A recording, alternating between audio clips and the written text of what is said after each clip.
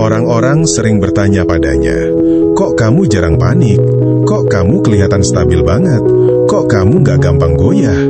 Ia hanya tersenyum, karena yang mereka lihat hanyalah hasilnya, bukan ritual sunyi yang ia lakukan ketika tidak ada yang melihat. Rendra tidak pernah merasa dirinya istimewa. Ia masih menghadapi tekanan, masih punya masalah, masih pernah ragu. Bedanya hanya satu, ia tidak lagi membiarkan emosinya menjadi pemimpin. Setiap kali ia menghadapi situasi berat, ia punya satu kebiasaan yang hampir tak terlihat. Ia tidak langsung menjawab, ia berhenti, hanya 3 detik, kadang 5, menarik napas, mengendapkan. 3 detik itu terlihat sepele, tapi di 3 detik itulah ia memilih siapa dirinya. Suatu hari, dalam rapat besar, ada kritik tajam yang diarahkan padanya. Ruangan hening, semua mata menunggu reaksinya. Versi lamanya akan langsung membela diri, meninggikan suara, mengeluarkan argumen cepat.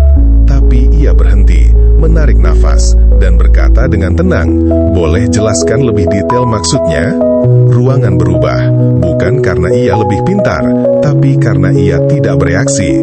Dan dalam momen itu, ia sadar kekuatan bukan tentang dominasi. Kekuatan adalah kemampuan mengatur respons. Di rumah pun sama. Ketika anaknya melakukan kesalahan kecil, emosi itu tetap muncul. Kesal, lelah, refleks ingin marah. Tapi lagi-lagi, ia berhenti. Ia tidak menekan emosi itu.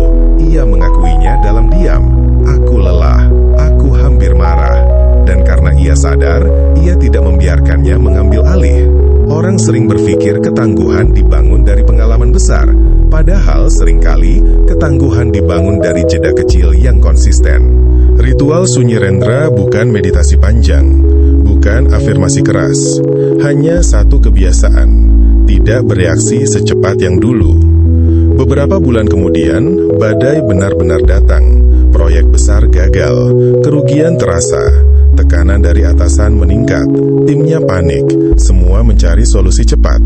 Rendra duduk diam sejenak sebelum berbicara, dan dalam diam itu, ia merasakan jantungnya berdetak cepat. Ia tahu rasa takut itu ada, tapi ia juga tahu ia tidak harus menuruti rasa takut itu. Ia berbicara pelan, jelas, stabil. Kita evaluasi satu persatu, tidak ada yang perlu disalahkan. Dan ketenangan itu menular. Malam itu ia menyadari sesuatu yang sederhana. Ia bukan tidak takut, ia hanya tidak lagi tunduk pada rasa takut. Dan semua itu dibangun dari kebiasaan kecil, berhenti sebelum bereaksi. Ia menulis di jurnalnya, "Aku tidak perlu mengendalikan dunia. Aku hanya perlu mengendalikan responsku." Dan kalimat itu menjadi fondasi yang membuatnya tak tergoyahkan. Karena pada akhirnya, identitas tidak dijaga oleh motivasi besar. Ia dijaga oleh momen-momen kecil, di mana kamu memilih sadar, bukan reaktif. Jika pernah mengalami hal yang serupa, share pengalamanmu di komen, dan jika bermanfaat, bagikan video ini ke teman seperjuanganmu. Terima kasih.